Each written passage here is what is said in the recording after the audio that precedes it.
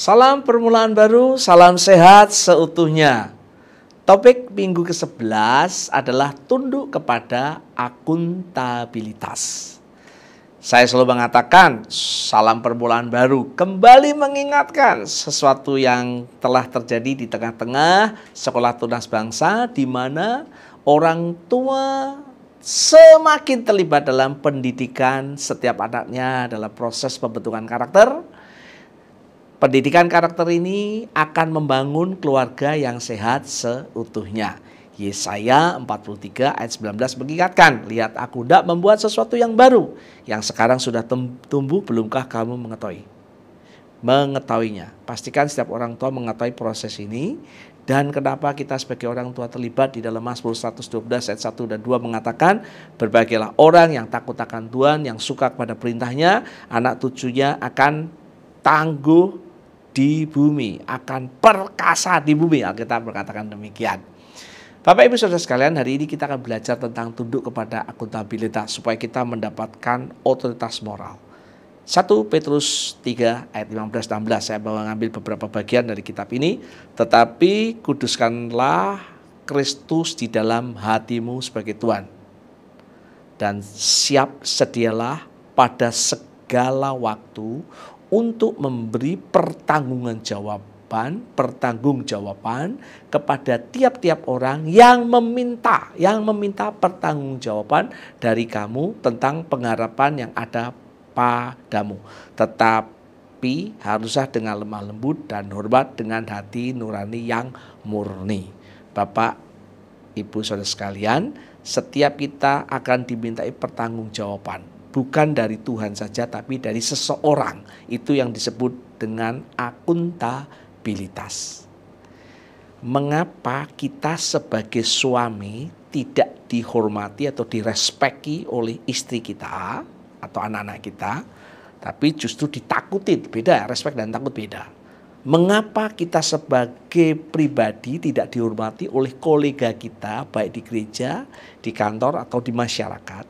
Mengapa kita tidak mempunyai otoritas atas misalnya hal yang sensitif, uang, seks, dan kuasa? Kenapa? Karena kita tidak ada dalam proses tunduk otoritas. Kita tidak di dalam sebuah proses akuntabilitas, tidak bisa mempertanggungjawabkan proses kehidupan kita. Makanya kita ada respect, ya, tidak ada otoritas. Nah, cara membangun otoritas moral, seseorang harus tunduk kepada akuntabilitas. Setiap kita harus mempertanggungjawabkan, berakuntabilitas kehidupan kita, setiap kehidupan kita terhadap seseorang. Salah satu contohnya, saya secara pribadi menundukkan diri kepada seseorang yang lebih dewasa rohani atau usia yang saya sebut mentor atau pemurid.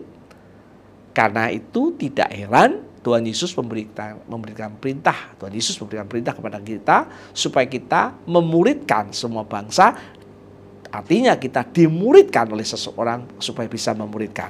Jadi proses mentoring, pemuridan adalah proses akuntabilitas. Pastikan setiap orang tua kita mempunyai seseorang yang menjadi mentor. Tentunya mentor sesama gender, sesama jenis kelamin di dalam kehidupan kita.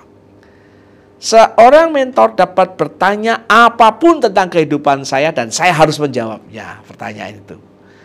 Dia bisa bertanya tentang kerohanian saya, keluarga saya, pendidikan saya, pekerjaan saya, kesehatan, dan apapun. Hal yang sensitif termasuk keuangan.